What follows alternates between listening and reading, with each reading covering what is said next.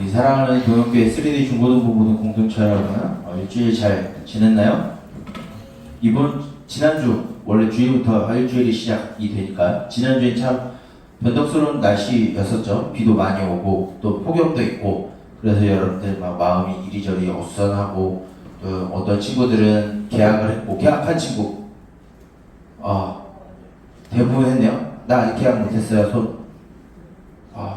목사님 2주 뒤에 학교 가게 생겼어요. 네, 이제 여러분들 학교 가면 이제 또 바쁜 이제 학교 일상에 들어가겠죠. 수업 듣고, 수업 시간에 핸드폰 하는 건 아니지? 그런데 예배 시간에 핸드폰을 해? 자, 여러분들 이제 학교에 가게 되면은 이제 방학이 끝나면 이제 친구들도 만나고 어떤 친구들하고 밥도 먹고 수업도 듣게 되는데, 여러분들이 다니는 학교는 먼저는 여러분들이 학교에서 공부를 하는 게 우선이지만, 그 다음으로 중요한 것이, 그 다음이라고 한다라고 해서 공부보다 뒤떨어진다는 게 아니에요. 그와 같이 등골, 이꼬르 여러분들은 학교에서 선교사로서 여러분들이 살아가고 있다는 것을 기억을 해야 합니다. 여러분들 학교에서 또한 친구들 안에서 여러분들의 입술과 혀로 말하는 모든 것들, 그리고 손과 발로 행하는 그 모든 행동들이 다 누구를 나타내느냐, 예수님을 나타내는 삶이 여러분들 가운데 있어야 된다는 것을 기억하길 바랍니다. 그래서 교회에서는 정말로 예배를 잘 드리는 척하고, 학교에 가서는 안 믿는 친구들과 똑같은 말하고 행동하고 생각하고 그러면 여러분 안 된다라는 것을 목사님은 지금 한 2, 3년 목사님 중고등부 하고 있는 동안에 계속 말하고 있는데, 여러분들 꼭 그런 삶을 살기를 주님의 이름으로 권면드립니다. 목사님이 축복이 아니라 권면한다라고 하는 것은 여러분들 그렇게 하라고 강요하는 거예요. 때로는 성경은 말씀을 강요할 때 있습니다. 왜 성경은 강요해? 강요할 때가 있고 강요 안 할 때가 있는데, 그리스도인으로서 살아가야 된다라고 하는 가르침을 할 때는 강요를 합니다.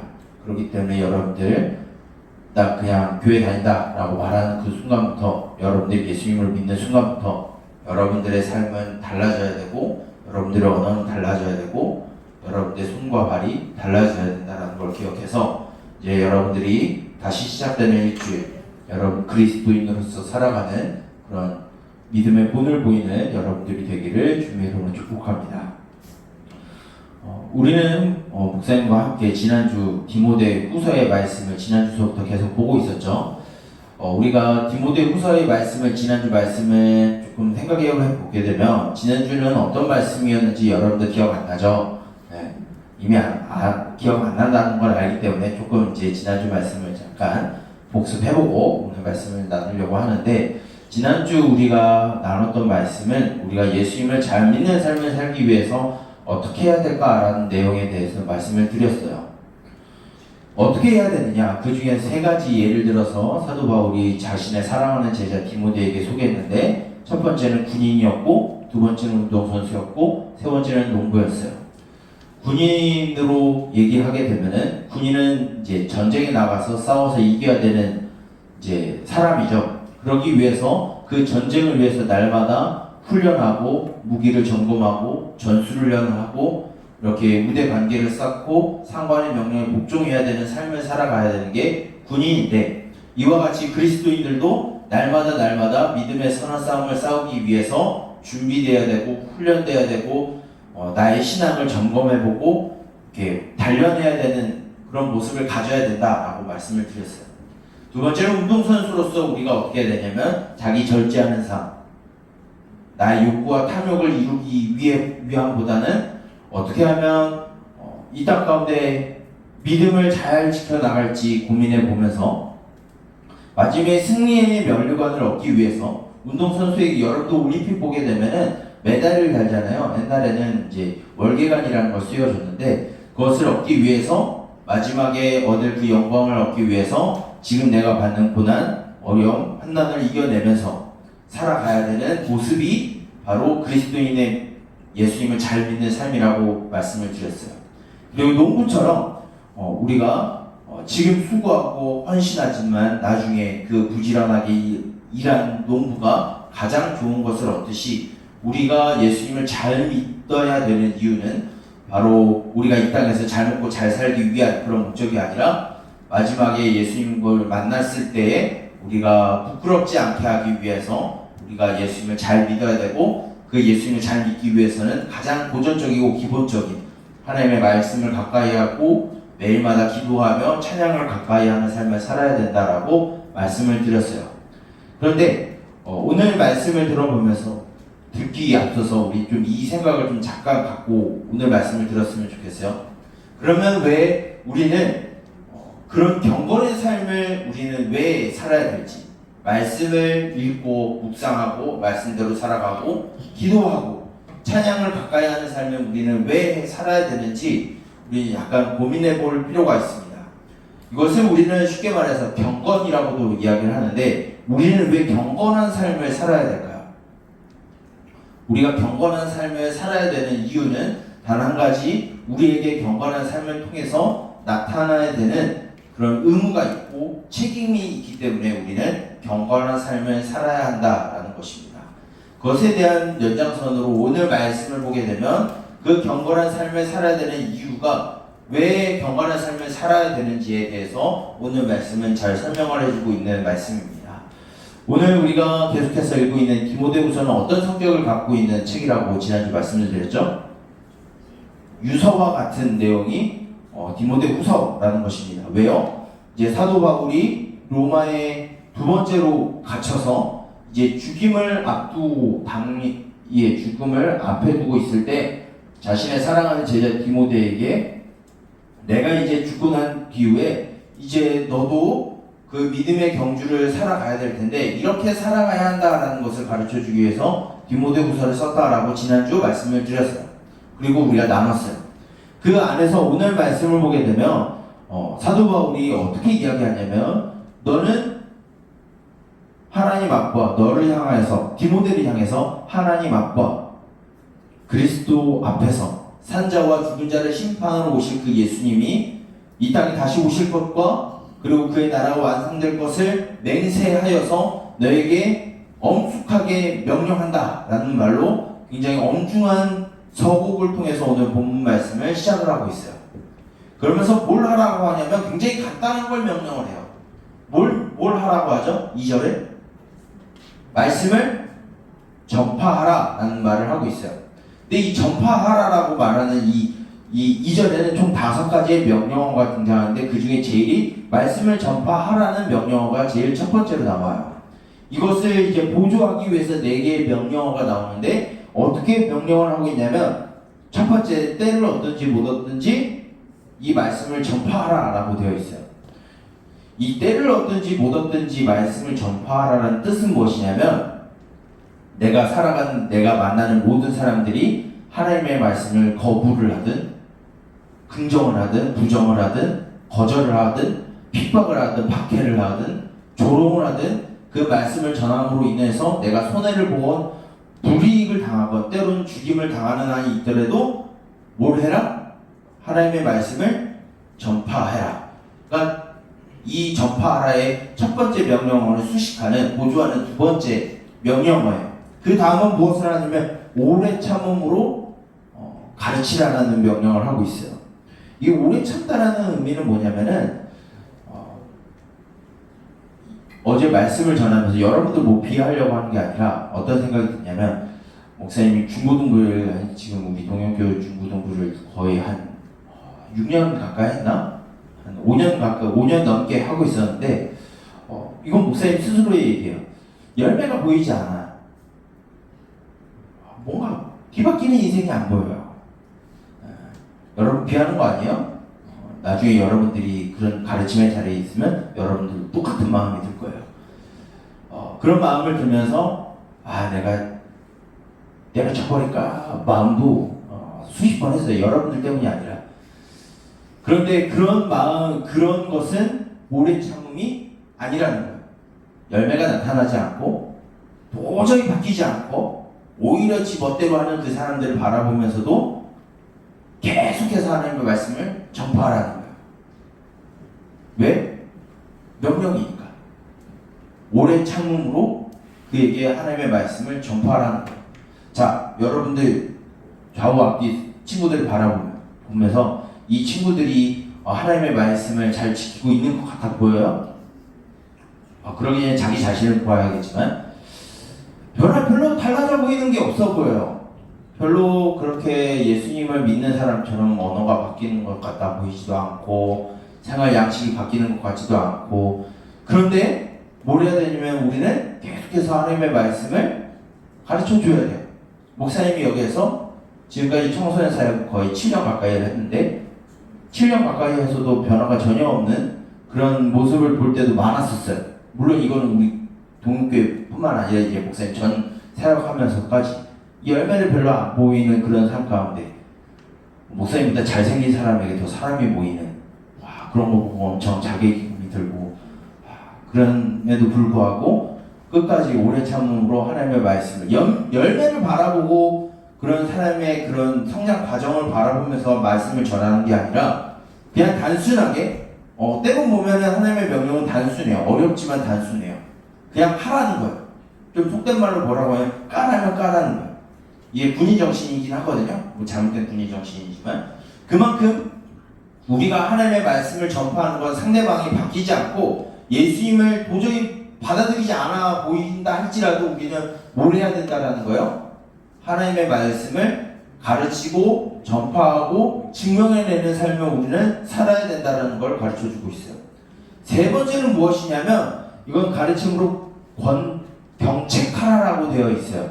3절에 보게 되면 이것을 가르침으로 병책하라라고 되어 있는데, 이 병책한다는 건 뭐냐면 그 사람으로 하여금 죄가 무엇인지 깨닫게 하라는 거예요.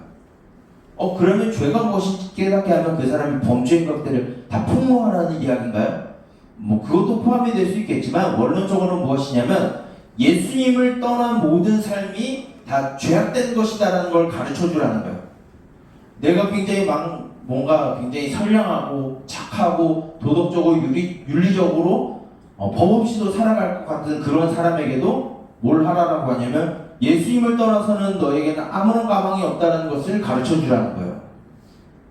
그 다음에 마지막으로 하는 게 경고하라 라고 되어 있는데, 이것은 무엇을 하냐면 항상 깨어서 그 사람이 자신을 점검할 수 있도록 무너지지 않도록 그에게 경계하고 교훈을 주라는 의미예요.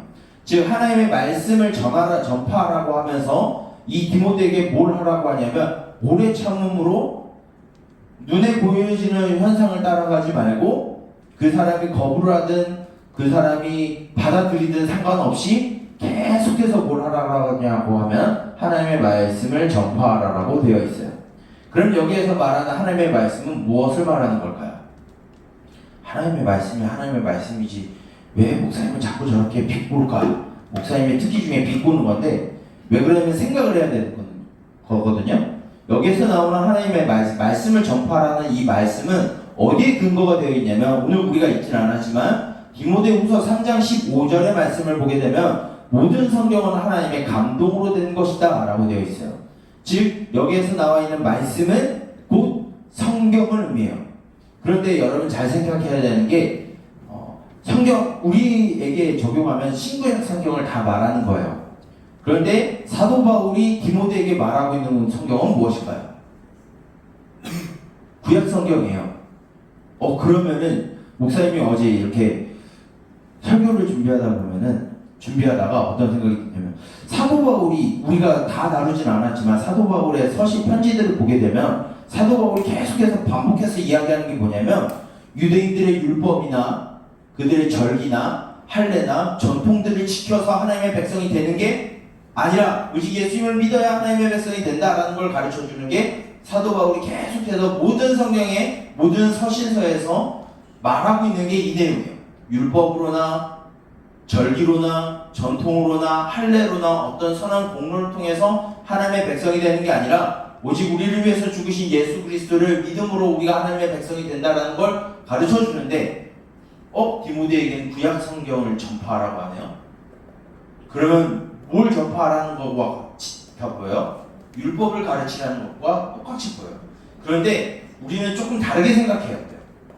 여기에서 말하는 성경은 구약 성경이 맞는데 구약 성경은 원래 어떤 목적을 갖고 있었는지 우리는 기억해야 되는 게, 자, 여러분들 여기에서 좀 지식적인 걸 여러분 좀 나눴으면 좋겠어요. 성경은 총 몇 권으로 되어 있을까? 66권인데 둘로 나누면 구약과 신약으로 나누죠. 자, 그 중에서 구약은 어떤 내용을 다루고 있을까요? 우리를 구원하신 메시아가 오실 것이라는 내용을 구약이 담고 있어요. 신약은 그 메시아가 예수님이다라는 것을 이야기하는 게 신약이에요. 근데 디모데에게 뭘 이야기하라는 거죠? 구약을 얘기하라는 거예요. 그 구약은 무엇이 담겨져 있냐면 수많은 이야기와 율법과 예언과 시와 노래와 제사와 여러 전통들과 이런 것들이 다 담겨져 있는데, 그것이 결국 무엇을 말하냐면은 메시아가 올 것이다라는 걸 가르쳐 주는 건데, 그 메시아가 예수님이다라는 걸 가르쳐 주라는 거예요. 구약이 말하고 있었던 거, 구약이 말하고 있는 그 메시아가 예수님이다라는 것을 가르쳐 주라는 거예요. 그래서 우리가 조금 성경을 볼 때 좀 깊이 봐야 되는 게, 이제 여러분, 이거는 조금 이제 청년 수준이긴 한데, 여러분들 조금 수준을 살짝 높여주기 위해서 좀 목사님 좀 어렵게 이야기하고 있는 거예요. 구약은 그냥 단순히 율법, 그냥 법조항, 제사 이런 걸 말하는 게 아니라, 구약이 말하는 바 하나님이 약속하신 메시아가 곧 예수 그리스도라는 것을 끝까지 전파하라는 거예요. 어떻게? 핍박을 받든 조롱을 받든 불이익을 당하든 손해를 당하든 조롱을 받고 나에게 손가락질을 하든 거부하고 부정하고 심지어 나의 목숨을 거둘 만한 위험적인 상황이 펼쳐진다 할지라도 예수 그리스도가 우리의 메시아 되심을, 우리의 유일한 주인 되심을 전파하는 일을 멈추지 말라는 거예요. 그런데 사도 바울이 이 뒤에 뭐라고 되어 있냐면, 5절에 뭐라고 되어 있냐면, 그런데 어느 때가 이르면은 그 말 안 들을 거야. 이건 뭐냐면은 교회 바깥에 있는 사람뿐만 아니라 교회 안에 있는 사람들조차도 예수님이 우리의 유일한 메시아 되시고 우리의 주인 되십니다라는 소식을 안 들을 때가 온다. 어떻게 안 들으냐면은 자기 욕심에 맞게 자기 좋은 소리만 듣기 원하는 사람들이 늘어날 것이다라는 거예요. 자, 어느 순간부터, 목사님은 여러분들 대할 때 한 번도 그런 적이 없지만 어느 순간부터 교회 안에서 뭘 얘기하냐면 예수님을 믿어야 된다, 예수 그리스도가 우리의 주인 되고 우리를 이끄시는 주님이 된다라는 것을 가르쳐주는 이야기보다는 어떤 얘기가 더 많이 나오냐면, 여러분들 공부 열심히 하면 뭐 하면 여러분들 성공할 거예요, 성공하면 하나님의 영광을 드러냅니다 라고 하는 가짜 메시지를 전해줘요. 우리 귀를 너무 즐겁게 만들어줘요. 너무 목사님이 여러분들 좀 편하게 해준 것도 있지만 너무 편하게 교회를 다니는 모습들이 너무 많아요. 그냥 어려운 거 싫어하고, 뭔가 공부하는 거 싫어하고, 배우는 거 싫어하고, 뭔가 섬기는 거 싫어하고, 그냥 내 혀에 달콤한 것을 넣어주는 그런 사람들을 찾는 그런 사람들이 너무 많아졌어요. 그런데 그거는 너무 당연한 거다라는 거예요. 오늘 말씀을 보게 되면. 근데 이 사도 바울이 말하는 근거가 어디로 올라가게 되냐면, 구약 성경에 하나님이 선지자들 부르면서 그런 얘기를 해요. 너희 말 안 들을 거야. 너희한테 돌 칠 거고, 너희를 조롱할 거고, 너희들이 하나님의 적이다라고, 이단이라고 너희들을 선동할 거야. 그래도 너는 내가 너에게 준 말을 가르쳐 전해야 돼 라는 말을 합니다. 똑같이 사도 바울도 디모데에게 이야기해요. 내가 했었던 그 말들 너가 하면은 너한테 좋은 거 안 생겨. 힘든 일 생길 거야. 고난을 당할 거야. 나처럼 고난을 당할 거야 라고 이야기를 합니다. 그런데 여러분들 하나님의 말씀을 전파하라고 하는 이 말을 들을 때 여러분들 어떤 생각이 들으세요? 하나님의 말씀은 목사님들만 하면 되지, 굳이 내가 할 필요 있나? 그건 목사님의 일이고 나는 내 일이고, 말씀 가르치고 전파하는 건 목사님의 일, 나는 다른 일. 물론 목회자인 목사님이 가장 먼저 해야 되는 게 그거예요. 첫 번째는 교회 안에서 하나님의 말씀, 예수 그리스도가 우리의 주인 되신다는 것을 교회 안에서 먼저 가르치는 게 첫 번째예요. 두 번째가 교회 바깥에 있는 사람들에게 전하는 것이 두 번째 의무예요. 그런데 그것이 목사님만의 일이냐, 이 성경 말씀을 목사님한테만 주었느냐? 아니에요. 이 말씀은 여러분들에게도 주었어요. 구약과 신약에서 다 나오는데 구약에서 어떤 내용이 있냐면 모세와 함께 시내산에서 장로 70명이 예언을 하는 이야기가 나와요. 그것을 여호수아가 막으려고 하는데 하지 말라라고 되어 있어요. 그 말은 뭐냐면 모세만 하나님의 말씀을 가진 자가 아니라 모세만 특권을 가진 자가 아니라 하나님의 말씀을 모든 이들에게 주었다라는 거예요. 또한 신약에선 사도 바울이 체포되어서 신문을 받는 과정 가운데 아그리빠라고 하는 헤롯 왕에게 내가 이렇게 결박된 것 외에는 모든 사람들이 나처럼 하나 예수님의 말씀을 이 복음을 전하는 자가 되기를 소망한다라는 이야기를 하고 있어요. 즉 예수님의 말씀을 전파하는 게 목사님만의 일이라는 거예요. 여러분들의 일이라는 거예요. 우리가 이제 8월 31일에 무엇을 하는지 여러분들 아나요?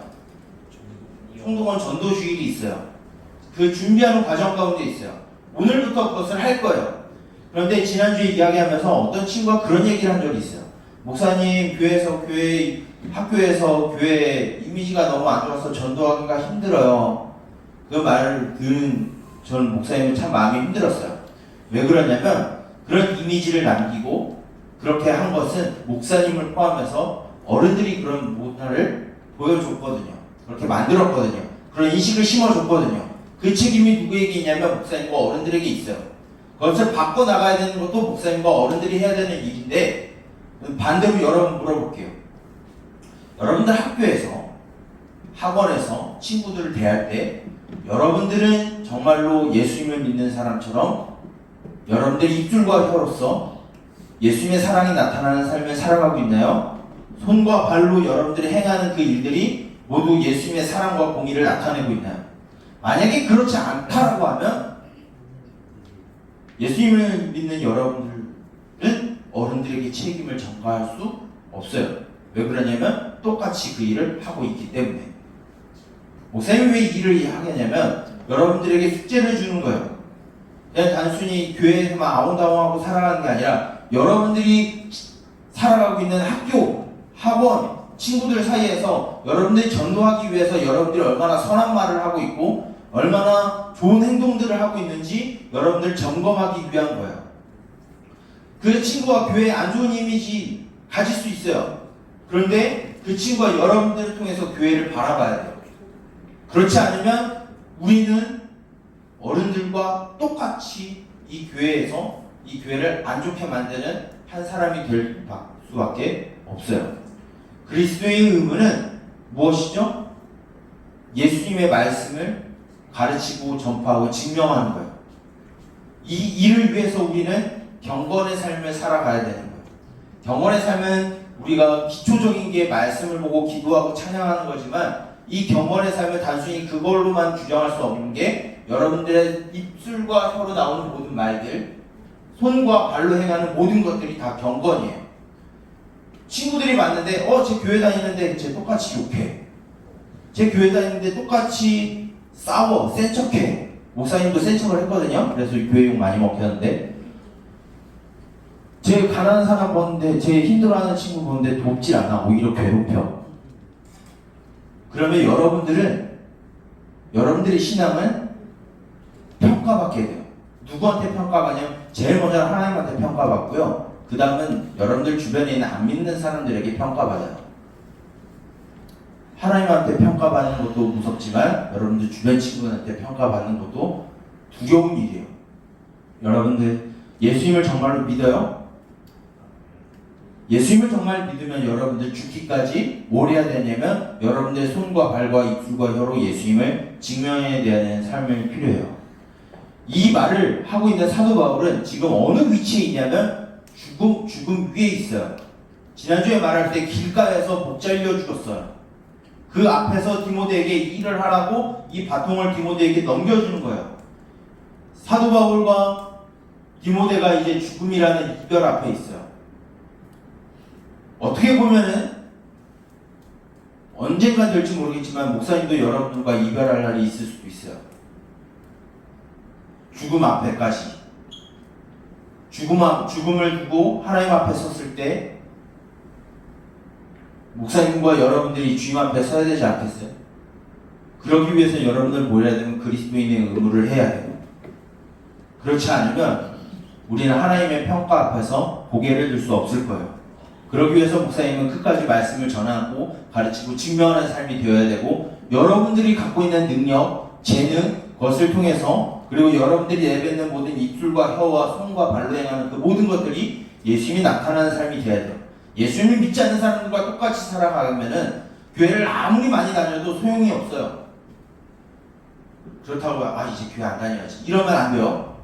여러분들이 예수님을 믿는 삶으로 여러분들이 계속 설득하고 있고 범연하고 있어요. 여러분들이 정말로 목사님이 원하는 것은 여러분들 한 사람 한 사람이 정말로 이 사회에, 이 세상 안에서 정말로 소중한 사람으로서 살아가면서 그리스도인, 여러분들의 지식과 감성과 힘과 능력과 돈과 지식과 여러분들의 이성과 감성을 내세우고 살아가는 게 아니라 그것을 주신 예수님을 나타내는 여러분들의 모든 삶을 영역을 통해서 예수님이 나타나는 그런 삶을 살아가길 바랍니다. 그것이 우리 그리스도인의 의무고요. 그러기 위해서 우리는 날마다 경건의 삶을 살아야 됩니다. 이제 여러분들이 이제 일주일을 시작하게 되죠. 그 일주일의 삶 가운데 여러분들의 친구들이, 학교에서 선생님들이 여러분들을 알아봤을 때 여러분들 모습을 보고 예수님이 저런 분이구나 라는 것을 아는 삶을 조금씩 살아가길 바라고, 성장하길 바라고, 성숙해지기를 예수님의 이름으로 축복합니다. 기도하겠습니다. 살아계신 주님, 우리를 사랑하셔서 자신의 목숨을 아낌없이 내어주시고 우리의 해방, 죄로서의 해방을 위하여 다시 살아나신 그 주님의 이름을 우리가 기뻐하며 감사하고 찬양하기를 원합니다. 주님, 우리가 이 시대 가운데 살아갈 때에 그리스도인으로서의 맞는 의무의 삶을 살아가게 하여 주시옵소서.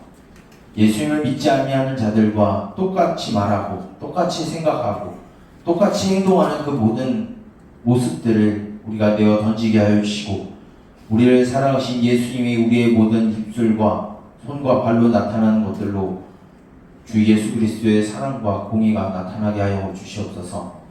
예수님이 다시 오실 것을 믿습니다. 그리고 이 땅 가운데 주님의 나라가 완성될 것 또한 믿습니다.